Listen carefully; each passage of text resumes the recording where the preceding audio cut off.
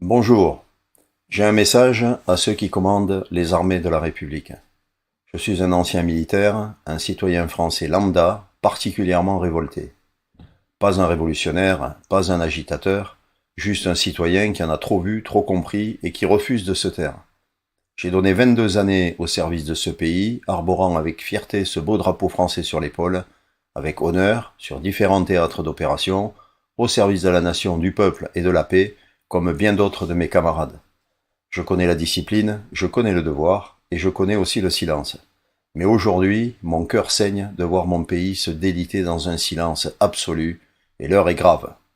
À quelques jours du traditionnel hommage aux armées à l'occasion de notre fête nationale, en tant que simple citoyen, je m'adresse à vous, mes frères d'armes, officiers généraux, chefs d'état-major, responsables militaires, vous qui commandez les armées de la République, à ceux qui ont encore entre leurs mains l'honneur de la France, à ceux dont le silence aujourd'hui engage bien plus que leur carrière. Qu'attendez-vous pour honorer pleinement le serment que vous avez prêté, pas à un homme, pas à un gouvernement, mais à la France, car ce qui se passe n'est plus un simple désaccord politique, c'est une infamie, une trahison, une déchéance accélérée de tout ce qui faisait la grandeur de notre nation.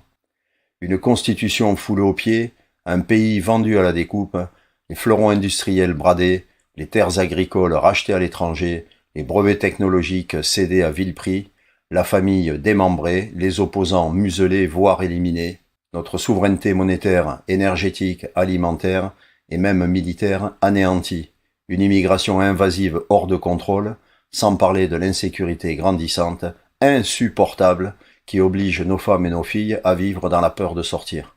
La liste est sans fin, et vous ne pouvez évidemment pas l'ignorer.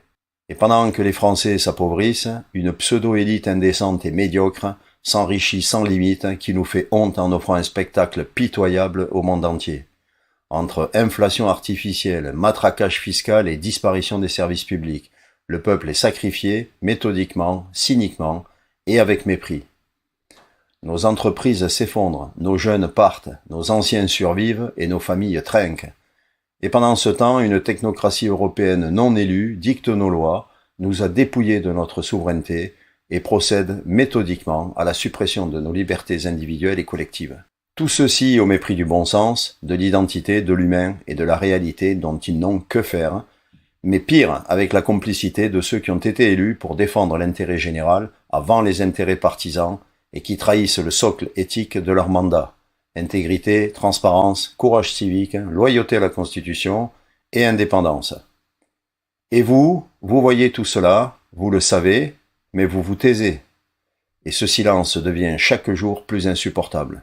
Je ne comprends plus votre silence, un silence assourdissant dans un vacarme de mensonges, de trahisons et de douleur.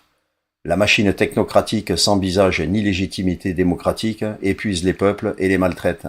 Ce peuple est désabusé et dans sa grande majorité démoralisé, sans perspective d'avenir.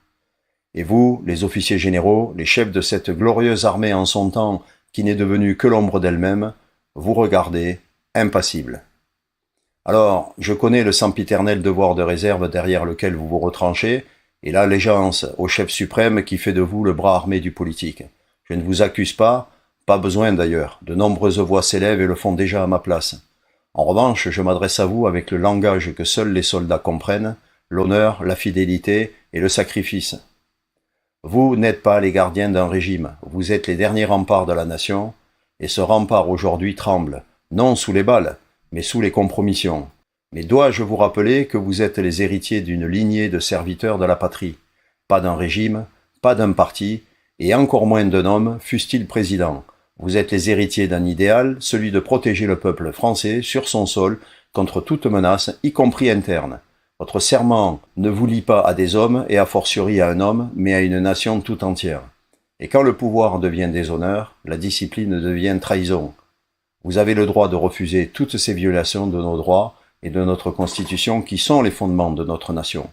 Mieux, vous avez le devoir de vous lever, non pour prendre le pouvoir, mais pour refuser l'infamie. Vous avez le devoir de protéger le peuple quand les institutions ne le font plus. Vous avez le devoir de dire non sans bruit, mais avec la droiture du soldat libre, et de redonner au peuple sa dignité, sa sécurité et sa souveraineté.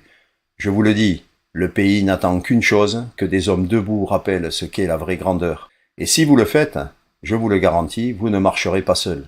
Nous sommes des milliers prêts à vous suivre, dans le calme, la légitimité et la lumière. Pas pour renverser, mais pour reconstruire et remettre la République debout. L'histoire jugera, elle juge toujours, d'ailleurs elle juge déjà, elle vous regarde. Elle n'oubliera pas ceux qui ont gardé le silence alors que le pays tombait. Elle retiendra ceux qui ont tenu bon, malgré la peur, malgré les pressions, parce qu'ils ont écouté leur conscience plus que leur carrière. À 67 ans, fils d'immigrés espagnols et né sur la terre de France, mon engagement militaire est officiellement terminé. Et mon devoir de citoyen, de père et de grand-père ne l'est jamais. En tant que patriote sans drapeau politique, je vous le dis, ce pays que j'aime tant et que je ne quitterai jamais a encore besoin de soldats jeunes ou moins jeunes, pas seulement armés, mais éveillés qui n'acceptent pas et qui n'accepteront jamais de se soumettre à cette abjection. Nous avons un pays formidable, riche à foison de savoir-faire, de culture, de patrimoine et d'histoire.